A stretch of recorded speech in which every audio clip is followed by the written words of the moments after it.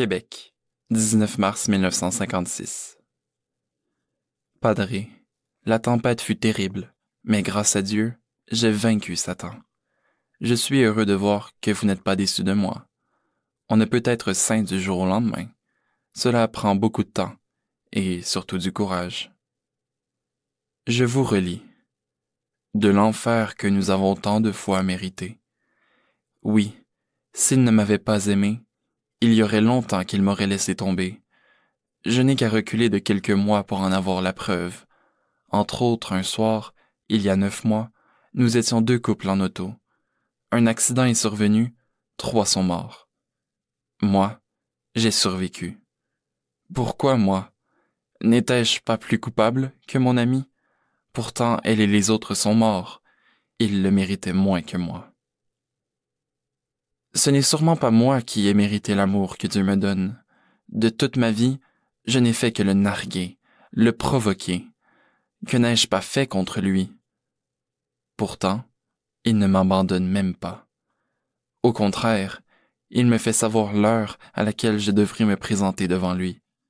Il me force à l'aimer et le servir. Il sait que l'homme est peureux, qu'à la dernière minute, tous ouvrent les yeux. Il s'en sert pour ouvrir les miens.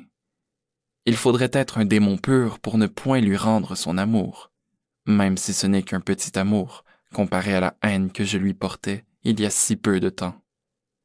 Avec le temps et les prières, j'espère lui en rendre autant. De plus, comment faire pour ne pas passer sous silence votre dévouement? Je ne puis pas.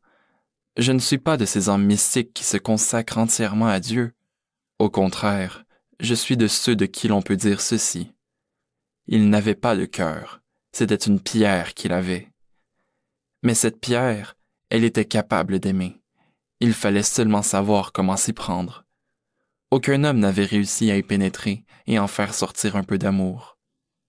Vous, avec la grâce de Dieu, vous avez réussi ce tour de force. Il ne manquait plus qu'une chose pour me convaincre que je valais beaucoup pour Dieu. C'était que quelqu'un fasse un long voyage et qu'il fût d'un immense dévouement pour moi. Tout cela sans autre raison que le salut de mon âme. C'est ce que vous faites depuis que je vous connais.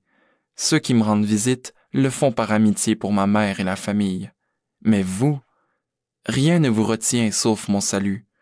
Quelle belle place vous aurez à votre mort, là-haut, avec Dieu et sa céleste cour.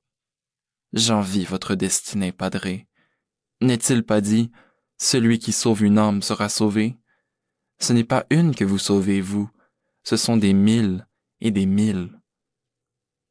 Oui, la quinzaine de la Passion est commencée. Savez-vous que c'est la première fois que je suivrai le Christ dans son immense preuve d'amour pour les hommes?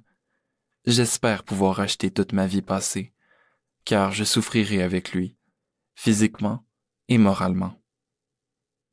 Dans une semaine, nous aurons une retraite. Ce sera ma première et peut-être ma dernière. Je m'y prépare avec ferveur.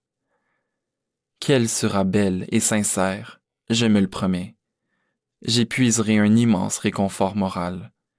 Cette retraite sera un peu comme les poutres d'acier que l'on insère aux fondations d'un immeuble pour le renforcer.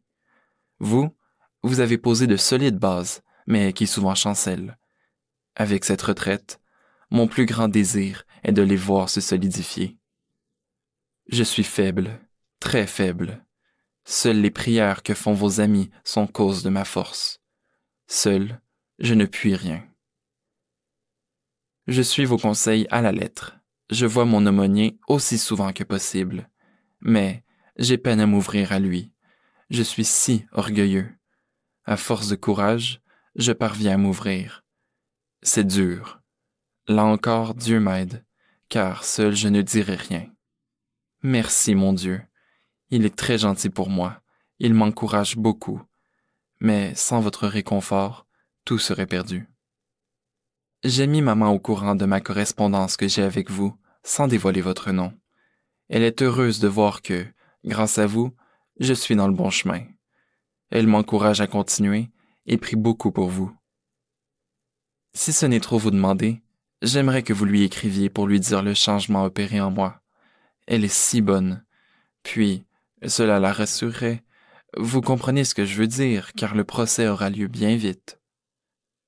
Vous ne pouvez croire et imaginer quel réconfort cela m'apporte, cette correspondance. Je souhaite qu'elle ne s'interrompe jamais. Je prie pour tous ceux que vous me recommandez. Votre protégé, Edmond.